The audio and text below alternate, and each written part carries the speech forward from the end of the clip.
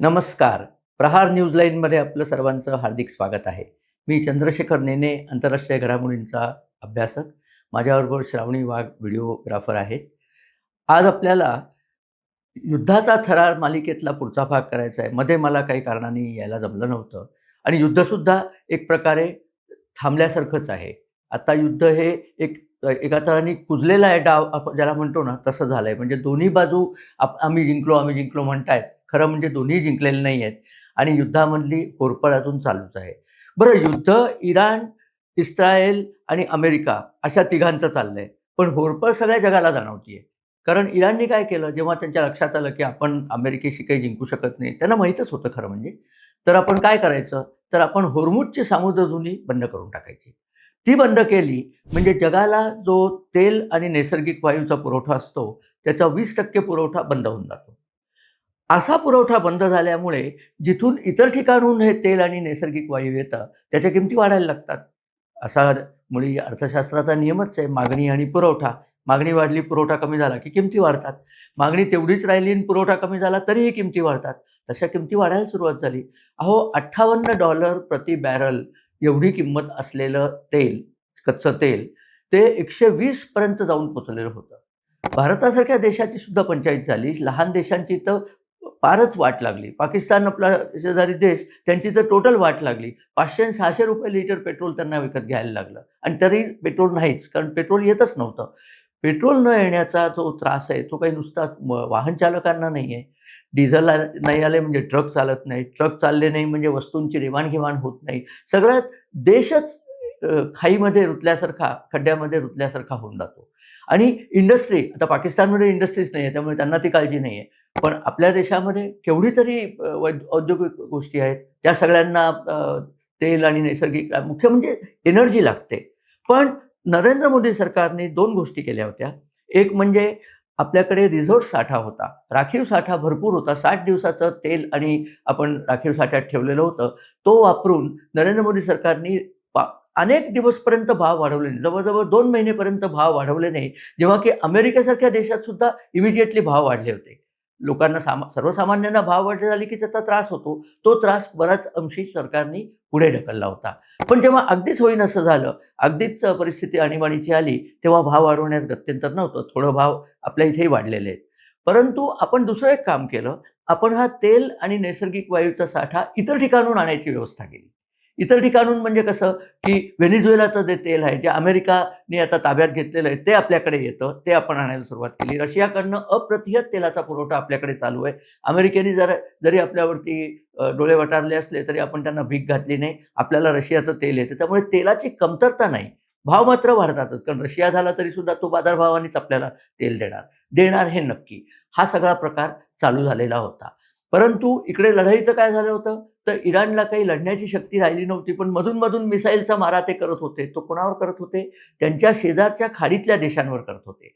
दुबईवरती तर त्यांनी, म्हणजे दुबई म्हणण्यापेक्षा संयुक्त अरब अमिरातींवरती एवढे जास्ती मिसाईल टाकलेत, की तेवढे मिसाईल त्यांनी इस्रायलवर सुद्धा टाकले नाही. जो इस्रायल त्यांचा शत्रू आहे खरं म्हणजे. त्यामुळे दुबईचे आणि संयुक्त अरब अमिरातीचे जे प्रमुख आहेत, त्यांनी भारताकडे विनंती केली आणि आता भारत आणि संयुक्त अरब अमिरात यांच्यात अतिशय घनिष्ठ संबंध प्रस्थापित झालेले आहेत.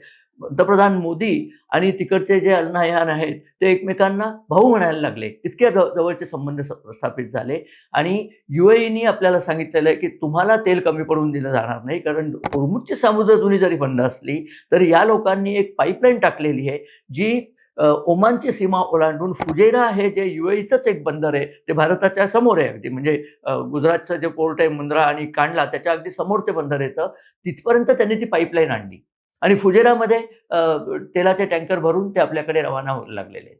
त्यामुळे आपल्याला तेलाची कमतरता नाही आणि याच्या बदल्यामध्ये आपण इराणचे जे हल्ले होत आहेत, त्याच्यापासून संरक्षणाची सिद्धता आता करायला लागलोय. कालच करार झालेला आहे, की UAEला आपण ब्रह्मोस मिसाईल देतोय. आणि ब्रह्मोस मिसाईल हे सध्या जगात माहिती आहे, की अजेय मिसाईल आहे. याचा हल्ला थांबवताच येत नाही, कारण हायपरसॉनिक धर्तीचं मिसाईल आहे. अतिशय वेगाने येतं. त्यामुळे आता जर इराणनी UAEवर हल्ला केला, तर भारताने दिलेल्या ब्रह्मोसनी UAE त्यांचा वचपा काढू शकेल. त्यामुळे इराण त्यांच्या वाटेला जाणार नाही. अशी एक सुंदर योजना आता आकाराला येऊ घातलेली आहे. हे सुद्धा आपल्या परराष्ट्र खात्याचं एक फार मोठं यश आहे. याच्याच बरोबरीने UAEनी पाकिस्तानमधचे जे नागरिक त्यांच्या होते त्यांना सगळ्यांना हाकलायला सुरुवात केली आहे, की त्यांना इथे घ्यायचं नाही. मग त्यांची जागा कोण घेणार? तर भारतातले लोक घेणार. म्हणजे भारतातल्या लोकांकरता सुद्धा नवीन त्या भागातल्या नोकऱ्यांचे दरवाजे ओपन होतात आणि त्या भागातल्या नोकऱ्यांमध्ये मी स्वतः तिकडे कुवेतमध्ये नोकरी केलेली आहे.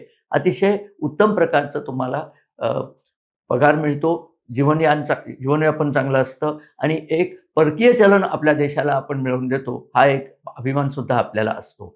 तर ही इकडची गोष्ट झाली. आता अमेरिका काय करते या सगळ्यामध्ये?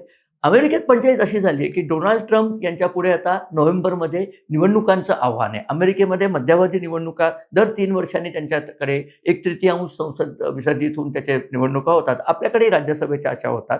त्या निवडणुका नोव्हेंबरमध्ये आहेत आणि साधारण चिन्ह असं दिसतंय, की त्या निवडणुकांमध्ये ट्रम्प यांचा रिपब्लिकन पक्ष हरेल. तो जर हरला, तर त्या निवडणुकांच्या जोरावरती त्यांच्यावरती महाअभियोग लागू शकतो आणि त्यांना हाकलून दिला जाऊ शकतो. त्यामुळे काही करून ही लढाई जिंकली, असं अमेरिकन लोकांना दाखवायचं आहे. ट्रम्प यांचा जो ट्रॅडिशनल बेस आहे, म्हणजे ट्रम्प यांचे जे समर्थक आहेत, जे कट्टर अमेरिकन समर्थक आहेत, ते तर खुश आहेत, पण ते कमी आहेत. ते 30%च आहेत फक्त. बाकीच्या लोकांना असं वाटतंय, की ट्रम्प उगाच या लढाईत गुंतले. बरं गुंतले ते गुंतले, जिंकले सुद्धा नाही आणि इराण जे म्हणतंय त्यांना मान डोलवत चाललेले आहेत. त्यामुळे ते लोकं ट्रम्पवरती भयंकर रागावलेले आहेत. त्यामुळे ट्रम्पची पॉप्युलॅरिटी सध्या 30 ते 35% पर्यंत खाली गेलेली आहे. ते त्यांना भीती आहे. म्हणून त्यांना काही करून हे युद्ध संपवायचं आहे. म्हणून आत्ता त्यांनी स्वित्झर्लंडमध्ये बर्गनस्टॉक नावाचं एक रमणीय ठिकाण आहे. तिथल्या एका लेक लुसन सरोवराच्या काठी तिथे ही सगळी लोकं पोहोचलेली आहेत. इराणचे गालिबाफ नावाचे जे त्यांचे स्पीकर आहेत ते पोहोचलेत. इराकची त्यांचे परराष्ट्र मंत्री पोहोचलेले आहेत. अमेरिकेकडनं उपराष्ट्रपती JD व्हॅन्स आणि जेराल्ड कुशनर ही दोघं जण तिथे पोहोचलेली आहेत. कशाकरता? वाटाघाटी करता. पण वाटाघाटीमध्ये सुद्धा त्यांच्याकडे मानापमानाचं नाट्य इतकं रंगलंय, की प्रत्यक्ष वाटाघाट नीट सुरूच होत नाहीये.